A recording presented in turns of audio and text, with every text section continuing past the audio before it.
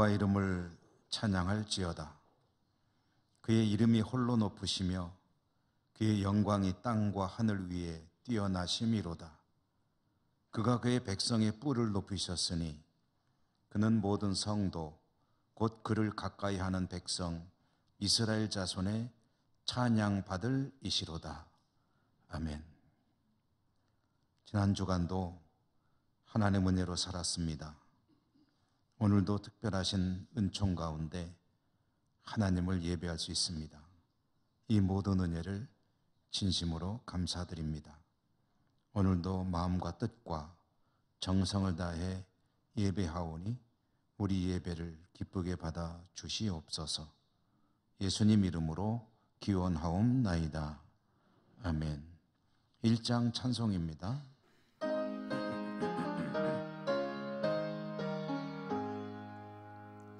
만복의 근원 하나님, 온 백성 찬송 드리고 조천사역 찬송하세. 찬송 성부 성자 성령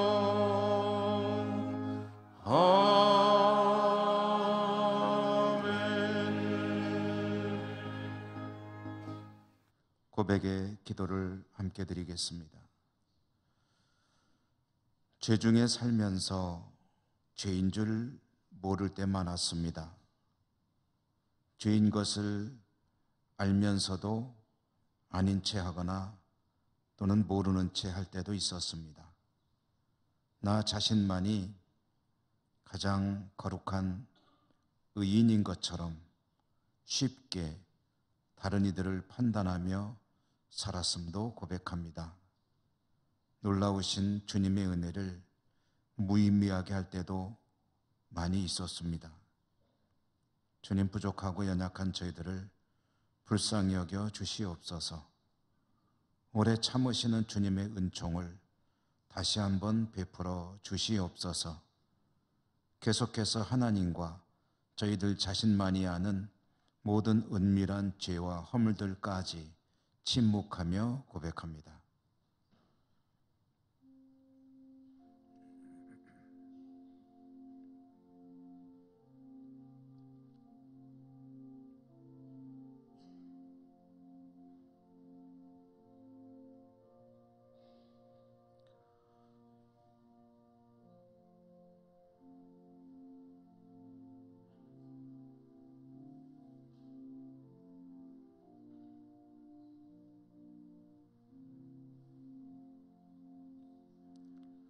하나님의 사죄의 말씀입니다. 예수께서 이르시되 나도 너를 정죄하지 아니하노니 가서 다시는 죄를 범하지 말라 하시니라. 아멘. 성시교도 교동문 57번 시편 말씀입니다. 여호와여, 내가 깊은 곳에서 주께 부르짖었나이다.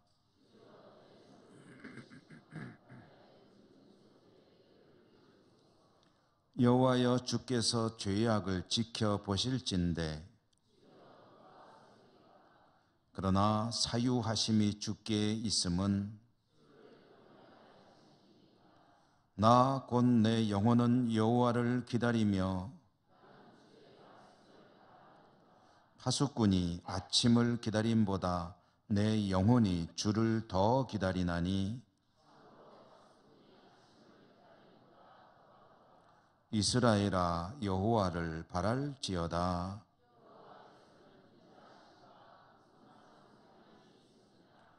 그가 이스라엘을 그의 모든 죄악에서 속량하시리로다. 아멘. 사도신경 신앙 고백합니다. 나는 전능하신 아버지 하나님 천지의 창조주를 믿습니다. 나는 그의 유일하신 아들 우리 주 예수 그리스도를 믿습니다. 그는 성령으로 잉태되어 동정녀 마리아에게서 나시고 본디오 빌라도에게 고난을 받아 십자가에 못 박혀 죽으시고 장사된 지 사흘 만에 죽은 자 가운데서 다시 살아나셨으며 하늘에 오르시어 전능하신 아버지 하나님 우편에 앉아 계시다가 거기로부터 살아있는 자와 죽은 자를 심판하러 오십니다. 나는 성령을 믿으며 거룩한 공교회와 성도의 교제와 죄를 용서받는 것과 몸의 부활과 영생을 믿습니다. 아멘. 찬송가 405장입니다.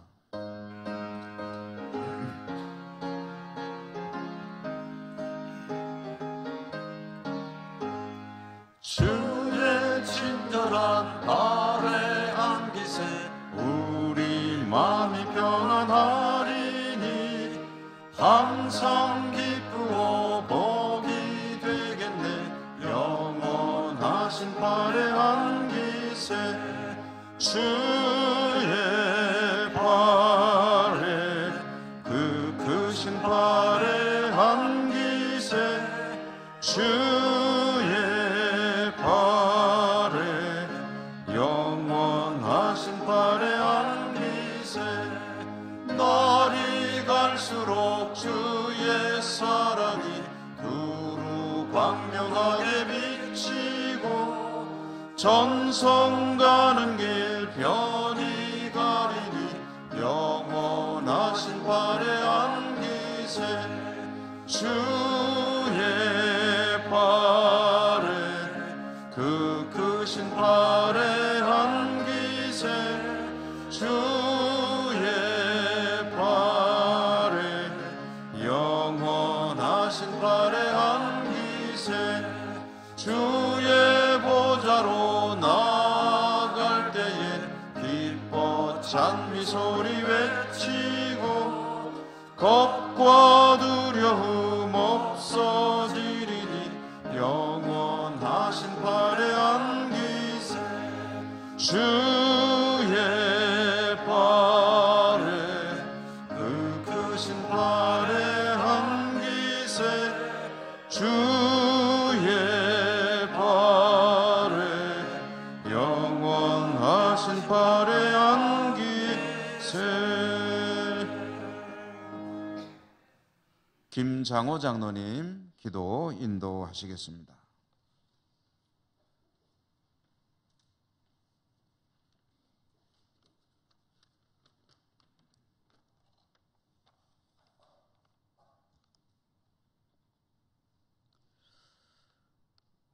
거룩하신 하나님 아버지, 지난 한 주간도 사랑과 은혜로 보호하여 주시고 이 시간 우리의 마음과 정성을 모아서 영과 진리로 예배드리며 감사와 찬송과 영광을 올려드립니다.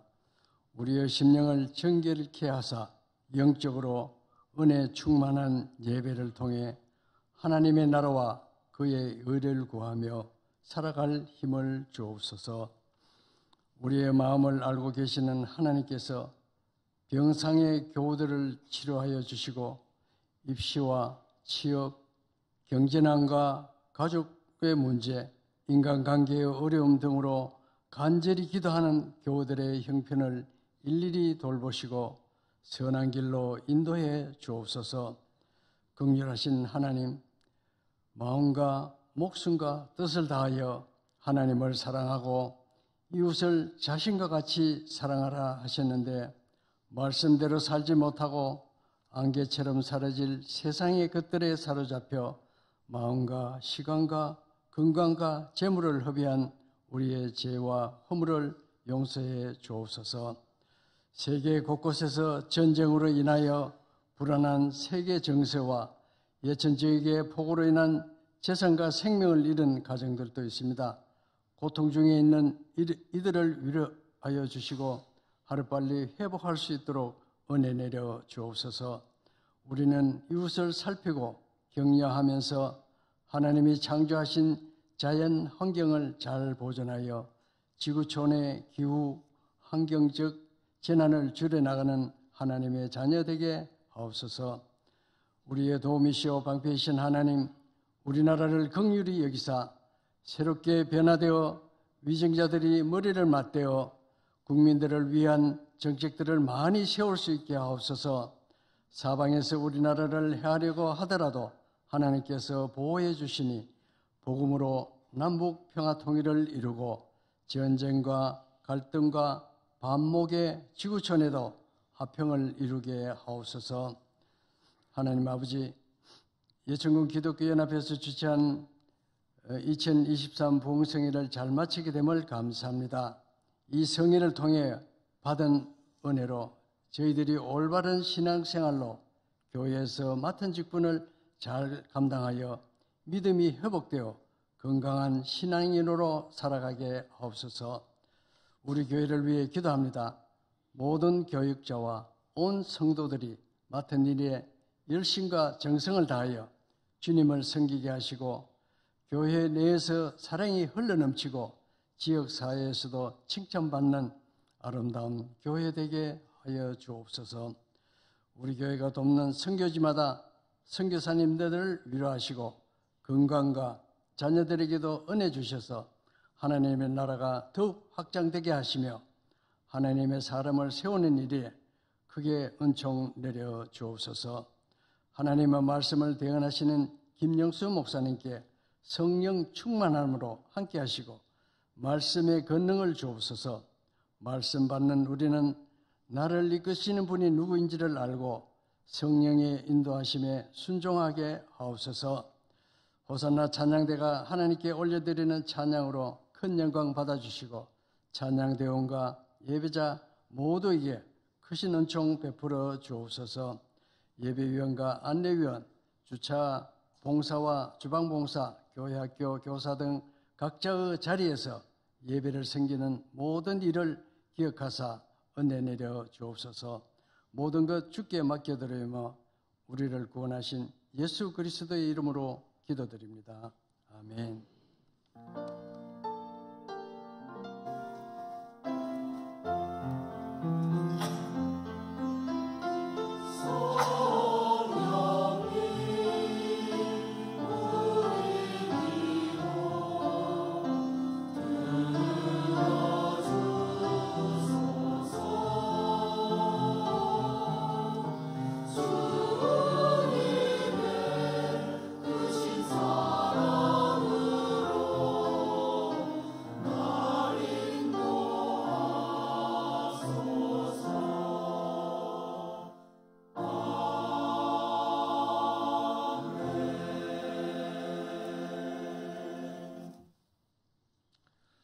하나님께서 오늘 우리들에게 주시는 말씀을 봉독합니다. 신약성경 고린도 후서 5장 6절에서 10절까지입니다.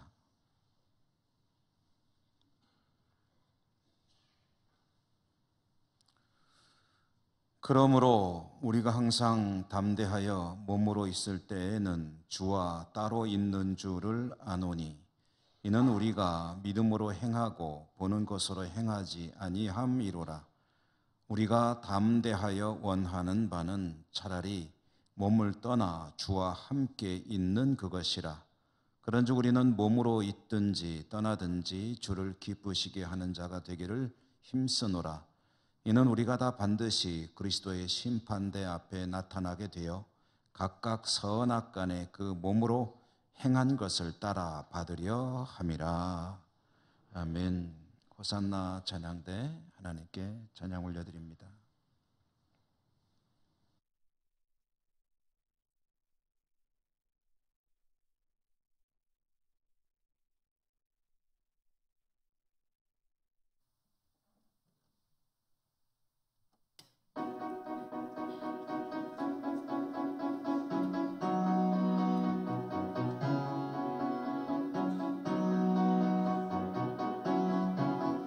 만유의 주 앞에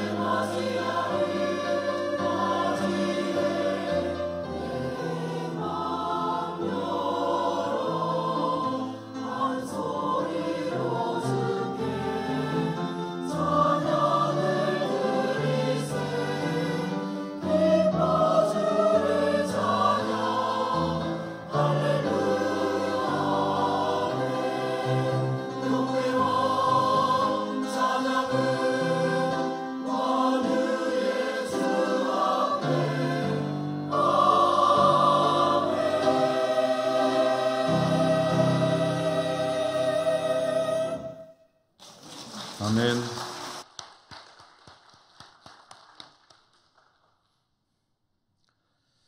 하나님을 예배하는 여러분들을 진심으로 환영하고 축복합니다.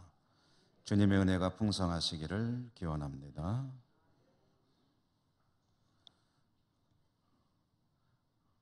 우리는 평생을 주 예수 그리스도를 믿는 믿음으로 사는 사람들이고 또 그렇게 살려고 애쓰죠. 믿음으로 살 때 우리가 자주 또 듣기도 하고 또 생각하지 않을 수 없는 단어가 믿음이라는 단어일 것입니다.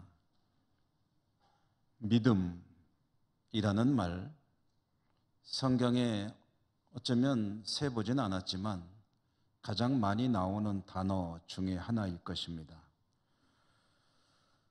믿음의 이야기라고 우리가 알고 있는 로마서라고 하는 성경에는 믿음이라는 단어가 35번 나온다고 합니다. 제가 세본 것은 아니고요. 그렇게 통계가 나와 있더군요. 믿음이라는 말 그 자체가 우리의 삶 속에 정말 중요한 말 중에 하나이고 또 익숙하고 친숙한 말이라고 할 수 있을 것입니다. 믿음. 그런데 그렇게 믿음으로 살아가고 믿음이라는 말이 친숙한 우리들에게 누군가가 믿음이 무엇입니까? 라고 질문을 한다면 아마 여러분 쉽게 대답이 나오지 않을 거요. 믿음이 무엇입니까? 이렇게 질문을 바꿔본다면 조금은 어렵지 않게 대답할 수 있을 것입니다. 당신이 믿는 믿음의 내용이 무엇입니까? 무엇을 믿는 겁니까?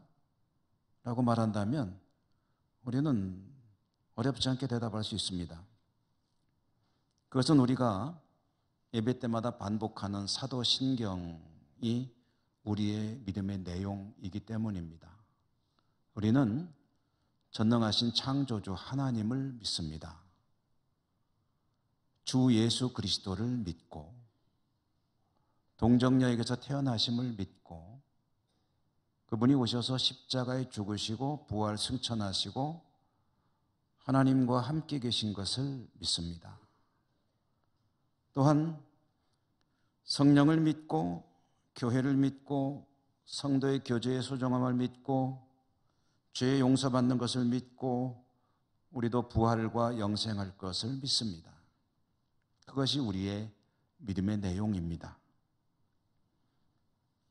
그런데 이 믿음의 내용이라는 말과 믿는다, 믿음이 무엇입니까? 라고 하는 질문은 조금 방향이 다릅니다. 믿음이 뭐죠?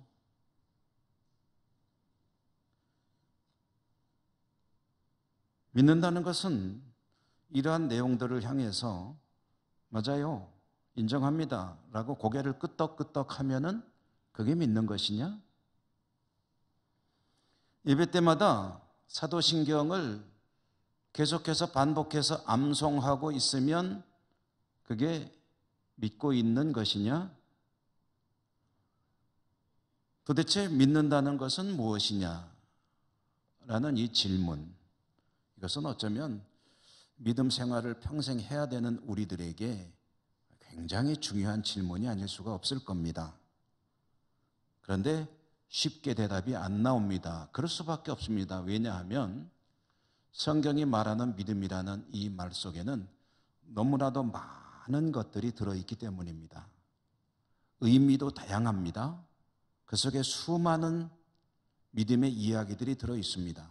그러니 믿음이란 이런 겁니다 라고 아주 단순 명료하게 말하는 것은 쉽지가 않다는 거죠. 이렇게 소중하고도 귀한, 귀중한, 중요한 믿음이라는 또는 믿는다는 것, 그 이야기, 저는 좀 몇 차례, 지금 뭐 확정은 안 했습니다만은 몇 차례 우리가 좀 이야기를 나눠볼까 하는 계획을 가지고 있고요. 오늘 첫 번째로 고린도 후서 말씀을 통해서 믿음의 한 중요한 단면을 여러분과 함께 생각해 보려고 합니다. 믿는다는 것, 특히 잘 믿는다는 것이 무엇일까? 여러분 믿음 좋은 게 뭡니까? 잘 믿고 있는 게 뭡니까? 여러분 믿음 생활 잘 하십니까? 여러분은 잘 믿으십니까?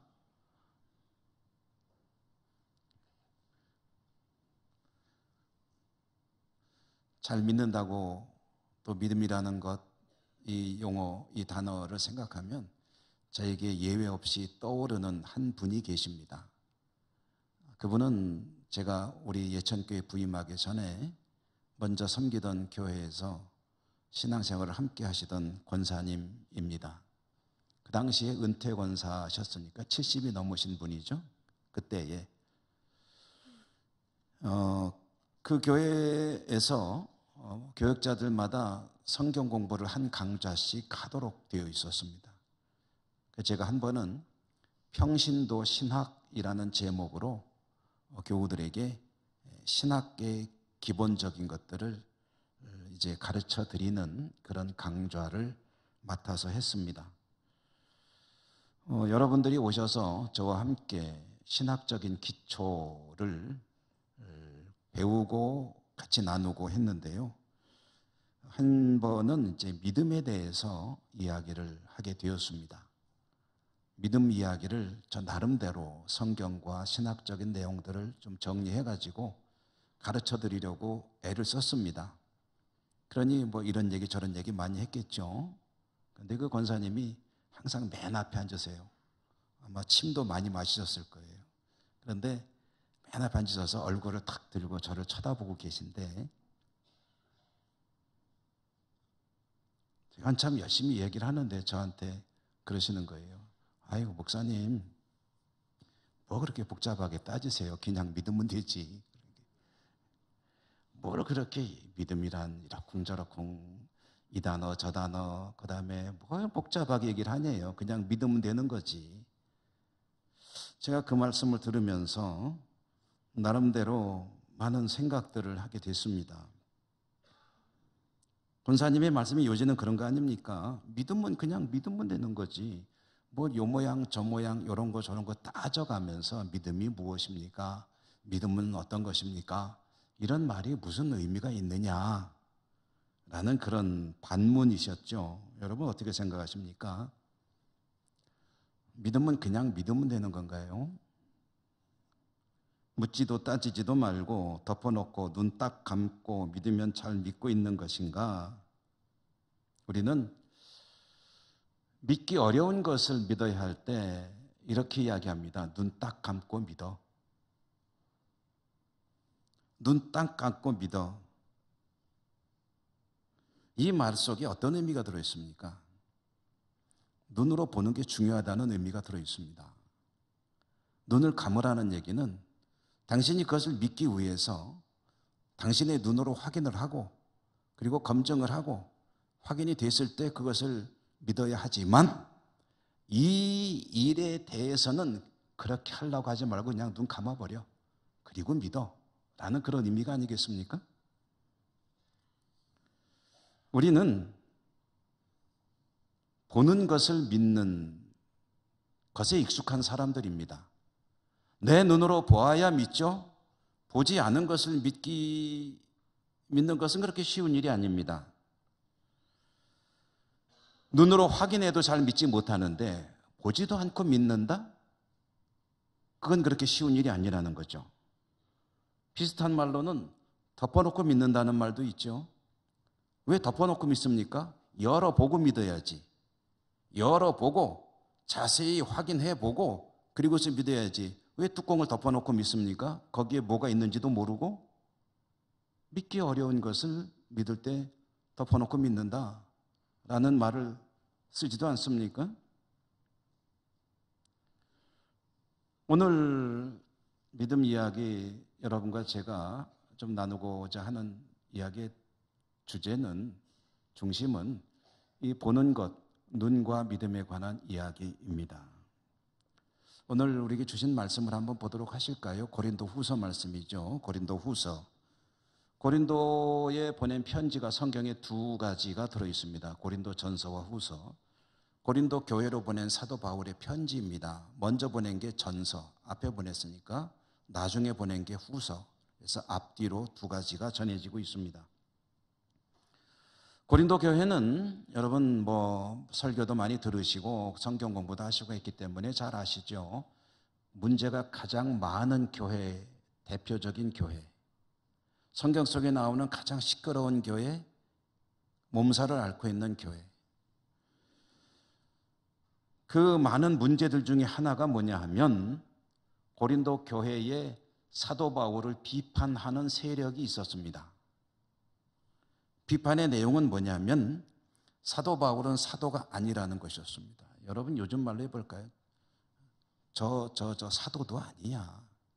거기다 목사란 말을 넣으면 목사도 아니야 라고 주장하고 있는 세력이 고린도 교회 내에 존재하고 있었다는 겁니다. 왜 그랬냐 하면은요, 고린도 교회의 원래 오리지널 멤버는 아닌데 외부에서 들어온 사람들이 있었습니다. 이 사람들이 들어와 가지고 그런 일종의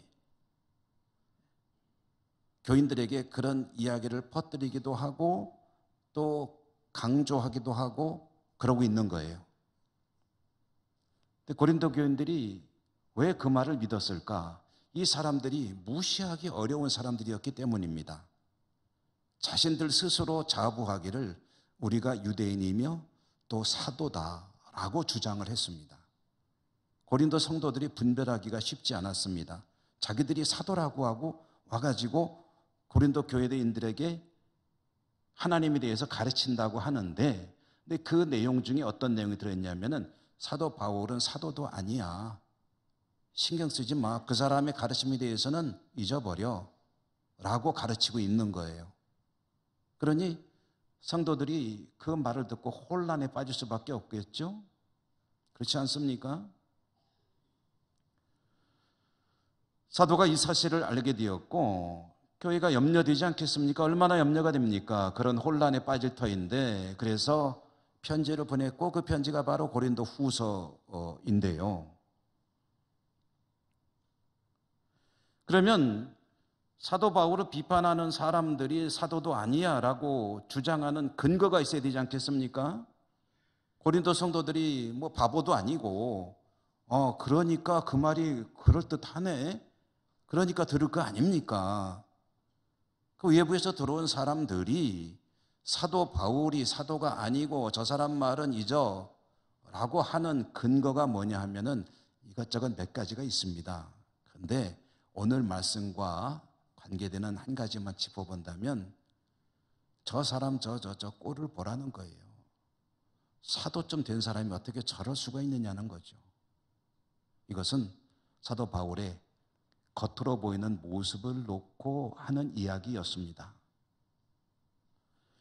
사도 바울의 우리는 초상화나 사진을 가지고 있지 못합니다. 그렇지만 사도 바울이란 사람에 대한 여러 가지 전해지는 자료들이 있는데 그 중에는 그의 외모에 관한 자료들도 있습니다. 사도 바울의 외모로 전해주는 자료들을 통해서 보면은 사도 바울의 외모는 별로 볼 게 없었습니다. 변변치 못했다는 거죠. 위엄이 있어 보이지도 않습니다.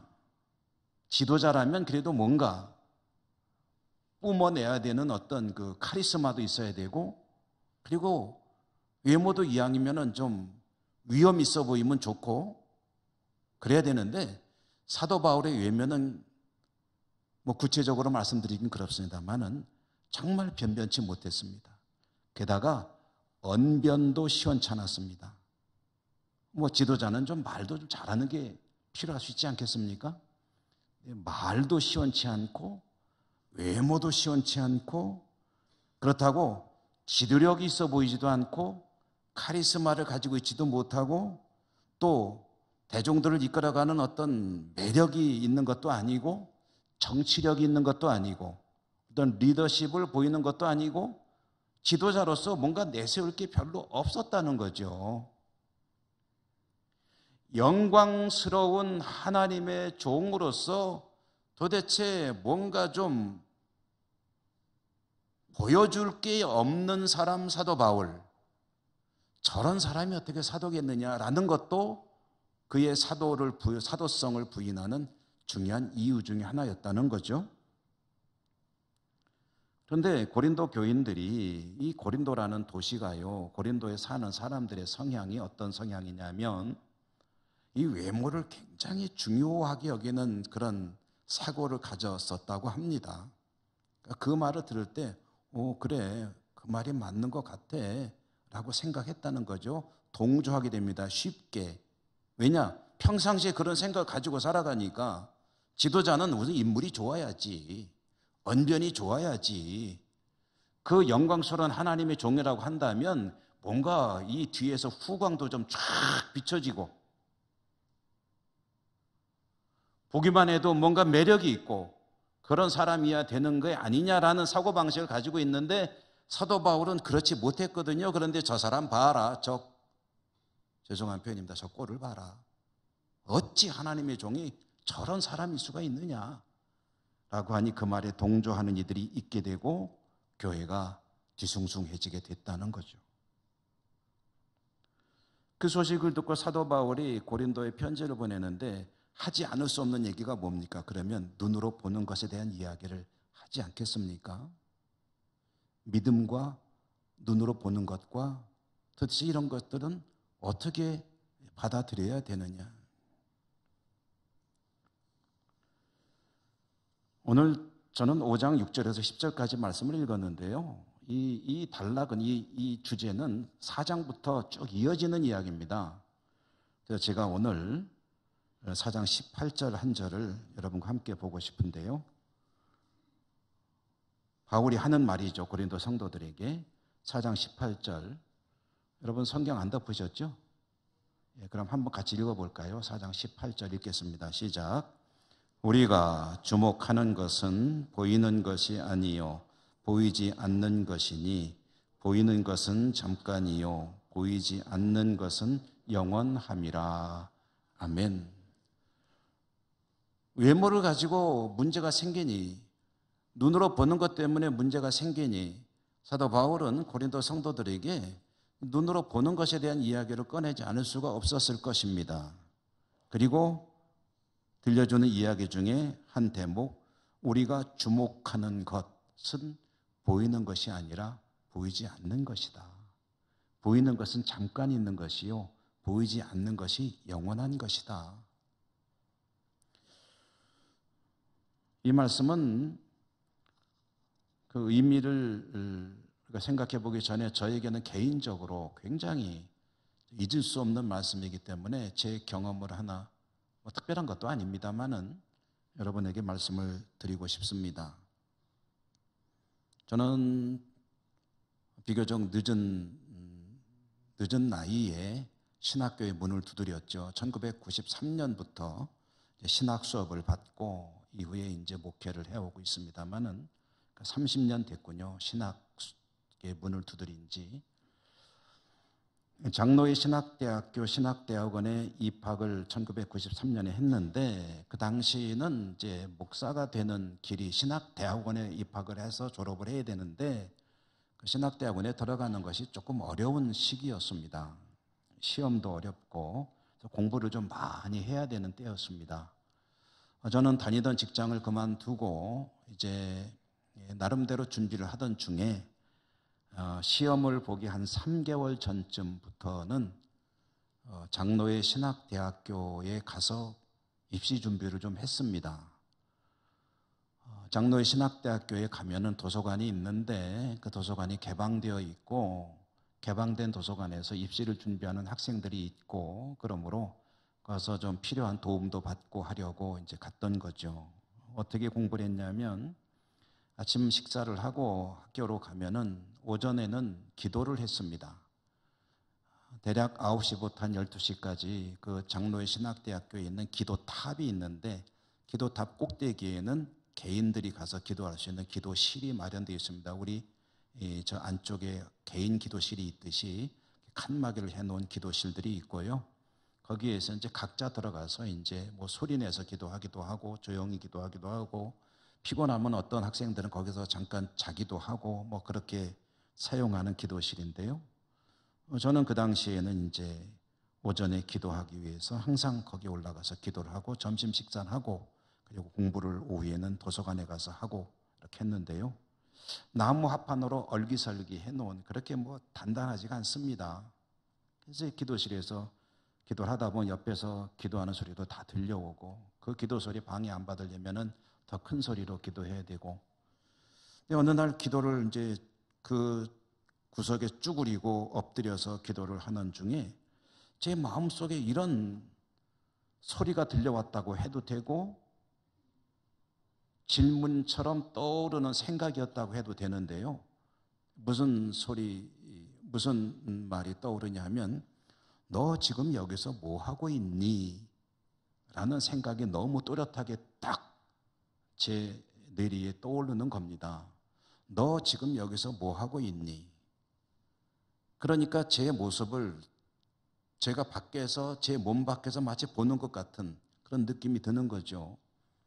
그 퀴퀴한 구석방에서 엎드려 쪼그리고 기도한다고 있는 내 모습이 뭔가 좀 초라해 보이는 거예요.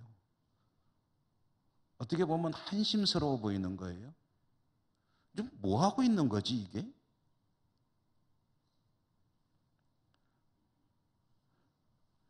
내 안에서 들려오는 그 소리, 이것은 지금 하는 공부와 신학교의 문을 두드리는 일들과 좀 더 확대한다면 주 예수 그리스도를 믿고 사는 믿음의 삶에 대한 일종의 회의가 찾아온 것입니다. 좀 엉뚱한 질문이 그때 제기가 된 거죠. 깜짝 놀랐습니다. 너 지금 여기서 뭐 하고 있니? 대답을 찾지 못했습니다. 그래서 바로 앞에 놓여 있는 눈을 뜨고 성경을 펼쳤죠. 성경을 펼칠 때 그때 제 눈에 확 들어온 말씀이 바로 이 고린도후서 4장 18절이었습니다. 한 번 더 읽어볼까요? 읽습니다. 우리가 주목하는 것은 보이는 것이 아니요 보이지 않는 것이니 보이는 것은 잠깐이요 보이지 않는 것은 영원함이라. 아멘. 그렇지. 내가 지금 살려고 하는 삶, 내 선택은 눈에 보이는 것들이 아니라 보이지 않는 영원을 선택한 것이지. 보이는 것은 잠깐이지만 보이지 않는 것은 영원한 것이니 나는 영원한 것을 선택하고 그 길을 준비하며 기도하고 있는 것이지. 그러니 비록 짧은 시간이었지만 찾아왔던 회의가 눈 녹듯이 사라지는 것을 느꼈고 그 뒤에는 이런 비슷한 질문은 한 번도 회의도 가져본 적이 없습니다. 보이지 않는 것을 추구하는 삶을 선택했는데 그것은 나의 의지가 아니라 하나님의 은혜였고 그것을 깨달으니 더 이상 질문을 할 필요가 없는 거예요. 무엇을 보고 살 것이냐? 눈에 보이는 것을 보고 살 것이냐? 영원한 것을 보고 살 것이냐?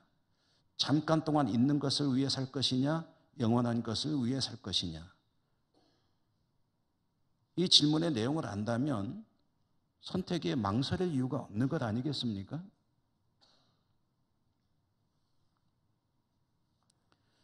사도 바울이 고린도 성도들이 하는 이야기가 그것입니다.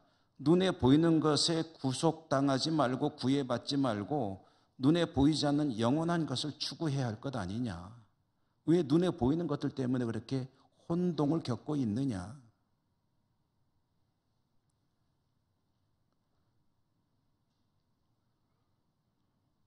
오늘 우리에게 주신 말씀 5장 6절과 7절도 한번 같이 보려고 하는데요. 스크린에 한번 보여주시겠습니까? 5장 6절과 7절. 5장 6절의 말씀 한번 같이 읽어보실까요? 읽습니다. 그러므로 우리가 항상 담대하여 몸으로 있을 때에는 주와 따로 있는 줄을 아노니. 아멘. 여러분, 이 말씀의 뜻이 무엇입니까? 지금 우리가 주 예수 그리스도를 믿고 믿음을 가지고 살아간다고 하지만 본다는 관점으로만 생각해 보면 주님은 보이지 않습니다. 내 눈으로만 모든 것을 판단한다면 주님은 지금 내 곁에 안 보여요. 안 계신 거예요. 그런 관점으로 본다면 주님은 나와 따로 살고 계십니다. 어디 계신지도 모르죠, 뭐.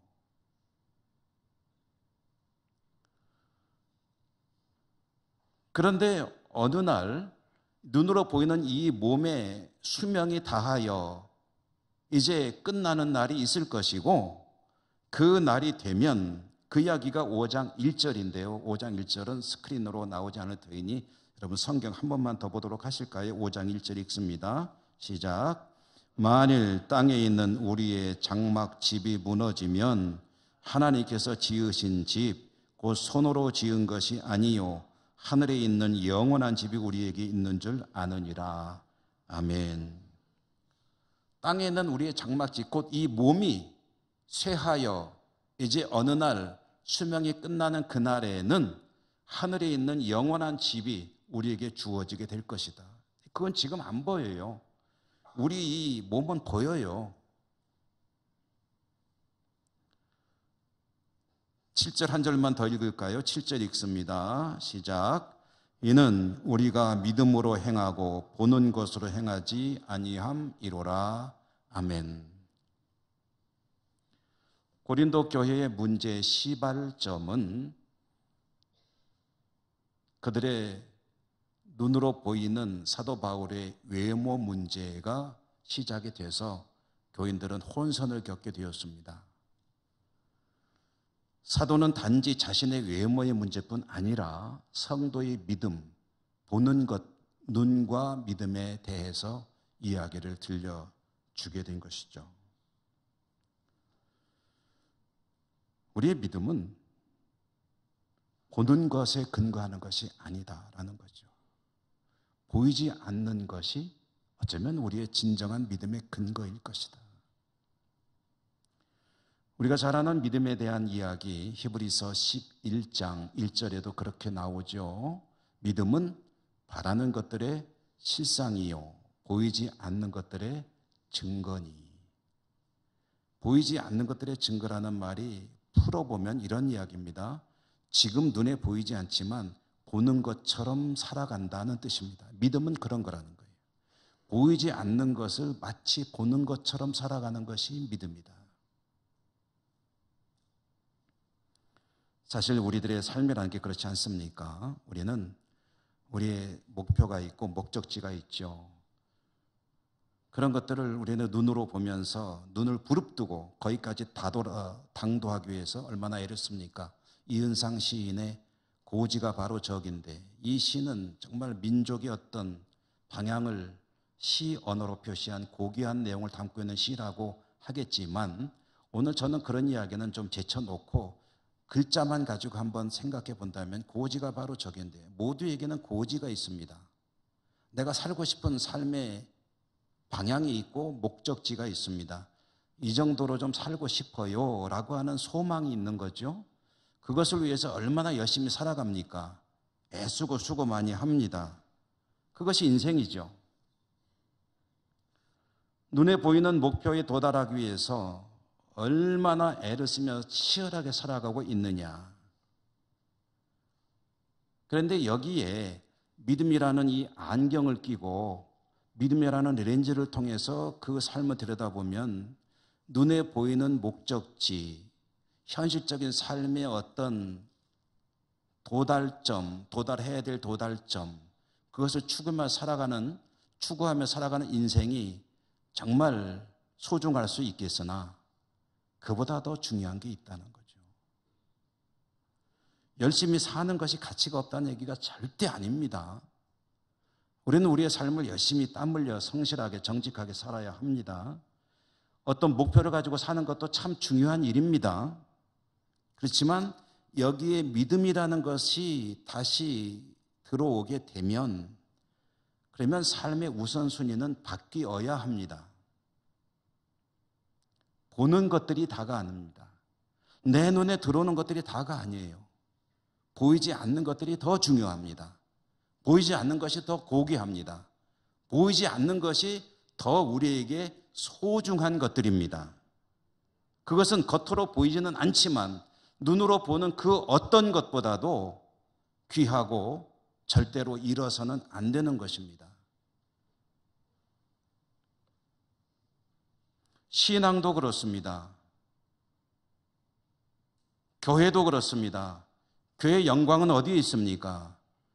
잘 지어진 예배당도 중요합니다만은 그보다 더 중요한 것은 그 내면에 무엇을 가지고 있느냐가 더 중요합니다. 그것이 교회의 영광입니다. 고린도 교인들의 믿음은 자칫 삐뚤어질 수 있었습니다. 그들은 자신들의 눈에 보이는 것이 하나님의 영광이고 하나님의 종이 그래야 한다는 외면적인 기준을 가지고 바라보았습니다. 사도는 그들에게 자신의 문제뿐 아니라 믿음에 있어서 눈으로 본다는 것과 보이지 않는 것이 얼마나 다른 것이고 무엇이 소중한 것인지를 깨우쳐 주고 싶었습니다. 여러분, 눈에 보이는 것만 따라갈 때 결국은 어디로 가게 돼 있냐면은 우상에게로 갑니다. 우상의 특징이 뭡니까? 눈에 보인다는 겁니다. 우상은 눈에 보이는 것입니다. 하나님은 보이지 않습니다. 당장 눈에 보이는 것, 중요해 보이는 것, 정말 좋아 보이는 것들을 추구하며 사노라면, 그것에 취해서 사노라면 눈에 보이지 않는 하나님의 나라는 잊어버리기 십상입니다. 인류 최초의 불행의 단초라고 할 수 있는 에덴의 낙원 가보실까요? 아담과 하와, 특별히 하와가 선악을 알게 하는 나무 열매를 바라볼 때 어땠다고 그랬습니까? 보기에 좋았습니다. 보암직도 하고 먹음직도 했습니다. 그때에 그 보기에 좋은 그 선악과 열매에 취하다 보니까 하나님의 명령이 싹 잊혀지는 겁니다. 그때 하와가 눈을 싹 닫았더라면 저거 먹으면 죽는다고 하나님 말씀하셨는데 라는 그 말씀을 그때 강렬하게 떠올렸더라면 안 따먹었겠죠? 눈에 보이는 좋아 보이는 것들을 추구하는 인생은 따라가노라면 하나님을 잊거나 또는 왜소하게 만들어버릴 가능성이 높습니다. 주님 말씀하셨죠. 너희는 먼저 그의 나라와 의를 구하라. 그리하면 이 모든 것을 너희에게 더하시리라. 먼저 뭐라고요? 눈에 보이지 않는 하나님의 나라를 추구하라. 여러분, 우선순위 이야기입니다. 좋은 믿음, 잘 믿는다는 것은 무엇인가? 보이는 것들을 극복하고 뛰어넘어 보이지 않는 것들을 추구하는 인생, 그것이 좋은 믿음, 잘 믿는 믿음입니다. 여러분들에게 그 은혜가 풍성하시기를 주님 이름으로 축원합니다. 은혜로우신 하나님 감사합니다. 오늘도 저희들이 믿음 이야기를 들었습니다. 현실에서 많은 것들을 바라보며 살아야 하지만 그러나 그 너머에 있는 주님 나라 바라보며 믿음으로 승리하는 저희 모두가 될 수 있도록 도우시며 축복해 주옵소서. 예수님 이름으로 감사하고 기도드립니다. 아멘. 찬송가 413장 찬송하시며 봉헌하시겠습니다.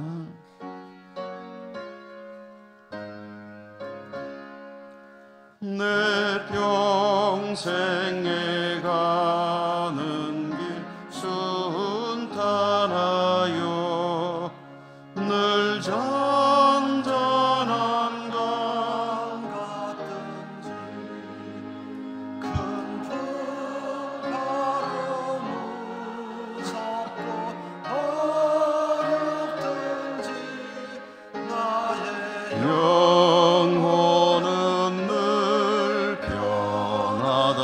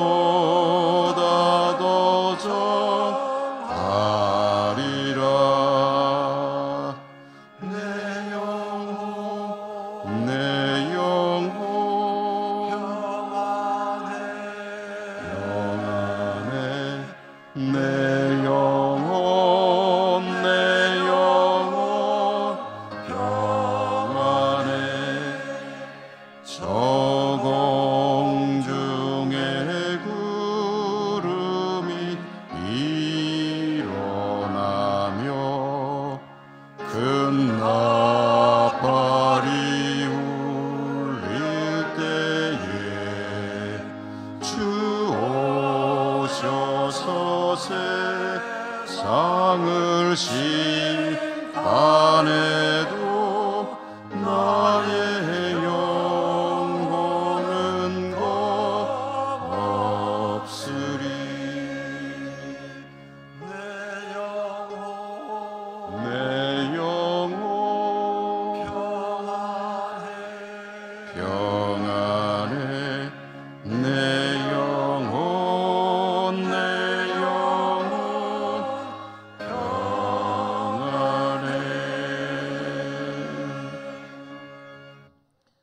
하나님 감사합니다. 오늘도 저희들이 예배할 수 있는 은혜를 주심에 감사하고, 하나님께 나올 때 빈손으로 오지 않고 예물을 들고 올 수 있는 물질 주신 것을 감사합니다.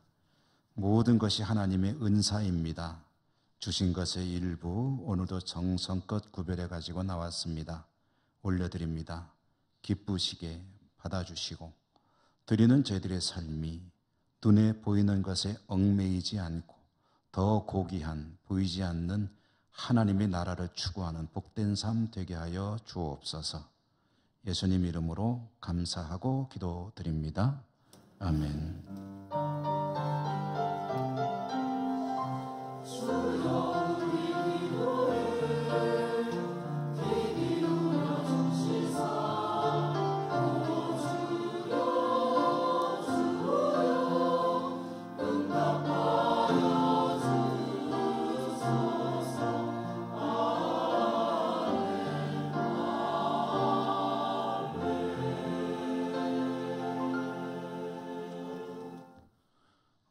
교회 소식 전하기 전에요, 오늘 예배당에 처음 나온 아기를 위해서 잠시 기도하는 시간을 갖겠습니다. 권민율, 권미섭, 박소영 집사 댁의 둘째 민율이는 2023년 7월 13일 생입니다. 그럼 며칠 된지 한번 계산해 보십시오.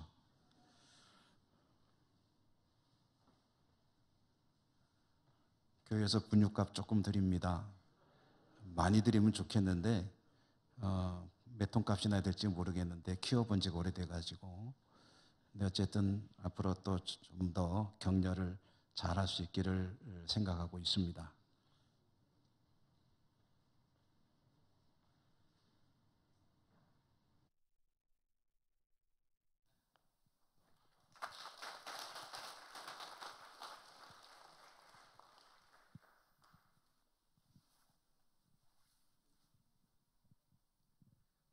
애기를 안으니까 손이 없네요. 기도하겠습니다. 자비로우신 하나님, 우리 집사님 가정에 소율이에 이어서 민율이를 보내주시고 이렇게 잘 성장하게 하시니 감사합니다. 이 귀한 생명 하나님께서 보내주셨으니 하나님께서 살아가는 동안 책임져 주시고 축복하여 주시옵소서. 건강 더해 주시옵소서. 지혜 더해 주시옵소서. 믿음의 은사 더해 주시옵소서. 좋은 부모님 만났으니 좋은 사람들과 더불어 살아가는 일생이 되게 하여 주옵소서. 하나님을 사랑하고 이웃을 사랑하는 믿음으로 살기에 부족함 없게 하여 주옵소서. 오늘 말씀은 못 들었지만 눈에 보이는 것보다 보이지 않는 하나님의 나라를 추구하는 일생이 되게 하여 주시옵소서. 민율이가 살아갈 때 좋은 사람들 많이 만나고 하나님의 풍성한 은혜와 은사 가운데 늘 넉넉하고도 복된 삶을 살아가기에 부족함 없도록 축복해 주시기 원하고 감사하고 예수님 이름으로 기도 올리옵나이다. 아멘.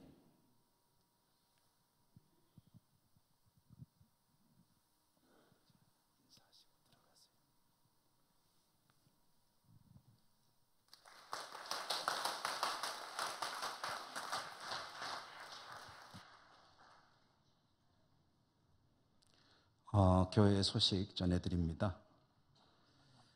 오늘 오후 찬양 예배 시에는 세례 예식이 있겠습니다. 다음 주일은 506주년 맞이하는 종교개혁 기념주일입니다. 다음 주일 1, 2부 예배 시에는 성찬 예식이 있겠습니다. 정기당회 다음 주에 있겠습니다. 안나회 원료회에 오는 토요일 오전 11시 세미나실에서 있습니다.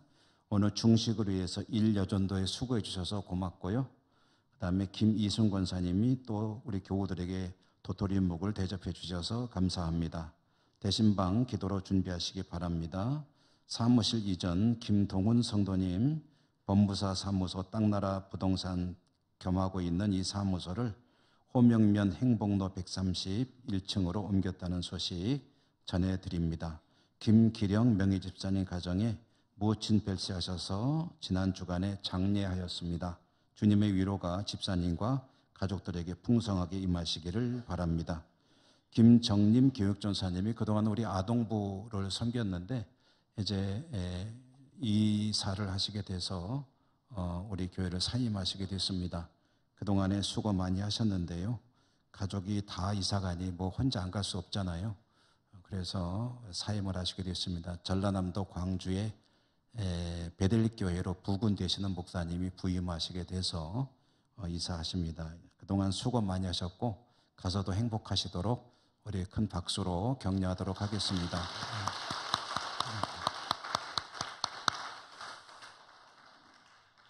자, 우리 곁에 계신 분들하고 인사하시면 일어나겠습니다. 사랑합니다. 축복합니다. 강건하십시오.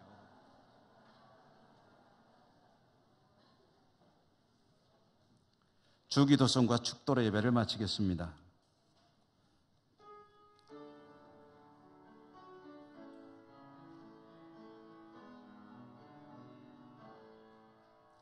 하늘에 계신 아버지 이름 거룩하사 주님 나라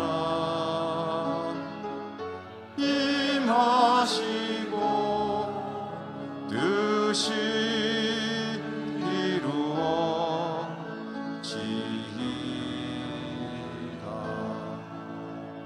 일용할 양식 주시고 우리들의 큰 죄 다 용서하옵시고 또 시험에 들게 마시고 악에서 구원하소서. 내게 주의 나라 주의 권세 주의 영광 영원히